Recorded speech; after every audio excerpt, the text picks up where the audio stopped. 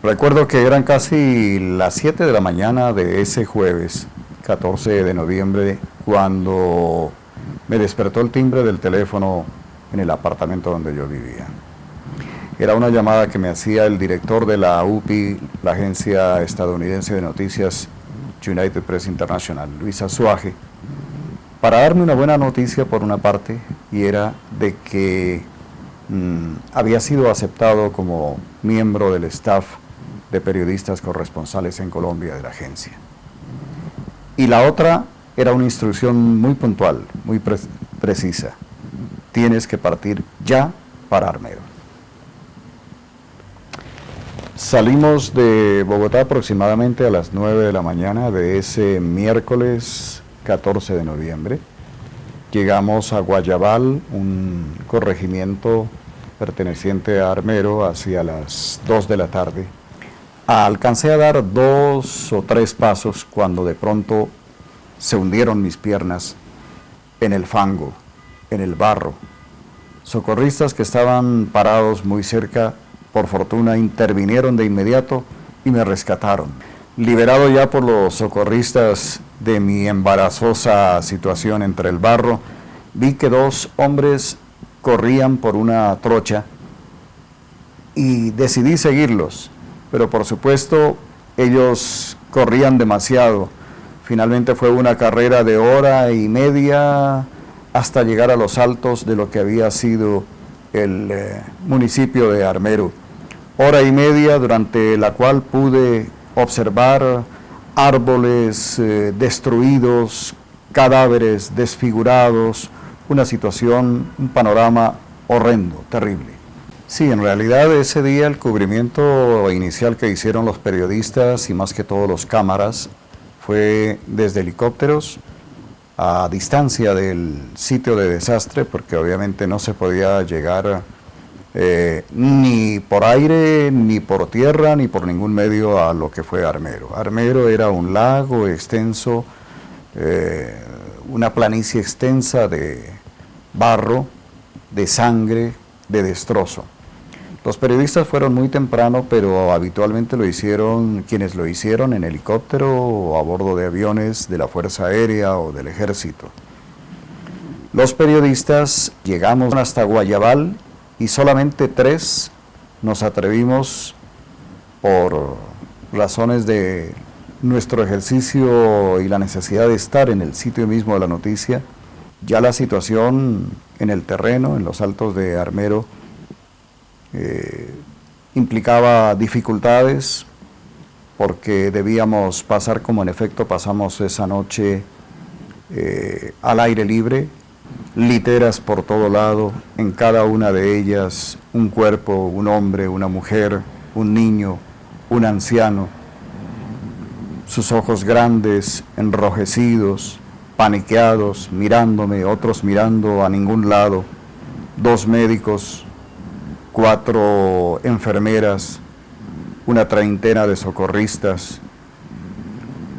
Era desolador, un panorama totalmente desolador y con una impotencia total por parte del personal médico, muy escaso, como lo acabo de decir, porque se podía hacer muy poco y casi nada para salvar la vida de por lo menos 150 personas heridas con lesiones de todo tipo.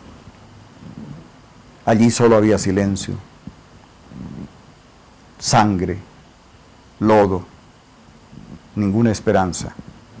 A lo lejos en el horizonte, una cruz vacía, una cruz sin Cristo. Lo único que podía yo ver a lo lejos, que emergía de ese mar de lodo. Y a mi alrededor, como lo digo, sobre ese escampado, estaban las personas sobrevivientes, hombres, mujeres, esperando un auxilio que no les iba a llegar, vestidos solamente de barro, desde la cabeza hasta los pies, impotentes unos y otros de que no se podía hacer absolutamente nada por salvarles la vida, más que un paliativo, seguramente una inyección que aplicaban los médicos, pero nada más. En la trocha por la que debía regresar de los altos de Armero a Guayabal, entre árboles destruidos, cadáveres ya en estado de descomposición, me llamó la atención entre unos matorrales ver el cuerpo de un bebecito, quizá tendría 7 u 8 meses. Sus manitas se aferraban todavía al cuerpo sin vida de una joven madre, pero el bebé vivía. Así que lo levanté y lo llevé hasta el punto de encuentro con los socorristas en Guayabal, donde tuve la feliz oportunidad de entregarle a una socorrista al pequeño nené que hoy seguramente tendrá 30 años de vida, si vive. Otra vez. Una experiencia indudablemente impactante la constituyó el haber pasado la noche al escampado, al aire libre, en los altos de Armero, 24 horas después de la terrible tragedia. Armero ya dormía para siempre, digámoslo así, acunada por la muerte en ese lago gigantesco, ese lago gris de barro, de escombros. Y de pronto, como la noche de la tragedia, el firmamento se abrió y comenzó a llover de manera incesante e inclemente.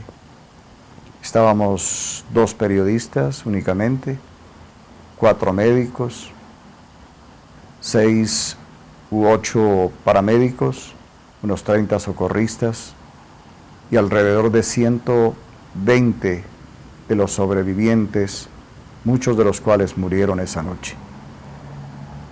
Nos mirábamos unos a otros como tratando de escrutar pensamientos de muerte, pues una nueva avalancha nos hubiera borrado para siempre, dada la situación de vulnerabilidad del sitio, del terreno donde nos encontrábamos. Y lo impactante es que en algún momento, unas piadosas socorristas, digo yo, comenzaron a rezar Padre Nuestros y Ave Marías en medio de los quejidos de agonía, los gritos de dolor de hombres y mujeres sobrevivientes de la tragedia. Algunos hombres, mientras tanto, atizaban el fuego en un círculo, si se me permite el término, fantasmagórico, donde pugnaban las sombras de la vida y de la muerte. Fue una noche larga, una noche de espanto inenarrable, donde hubo tiempo incluso para dar paso a la película de la vida de quienes nos encontrábamos allí, con la gratitud por haber recibido tanto y el perdón por haber dado tan poco en nuestra existencia. Veía, por ejemplo, a mis seres queridos, y sin embargo yo no me veía contando esta historia 30 años después. Mientras tanto, muy cerca de mí, fui dejando de escuchar los gritos de dolor y los gemidos de agonía de los sobrevivientes. De cuando en cuando veía que 2 socorristas se levantaban, caminaban hasta una litera, cerraban los ojos del difunto y cargaban con su cuerpo fuera de nuestra vista. La escena se repetía una y otra vez. Esa noche por lo menos vi morir 20 entre Padre Nuestros y Ave Marías.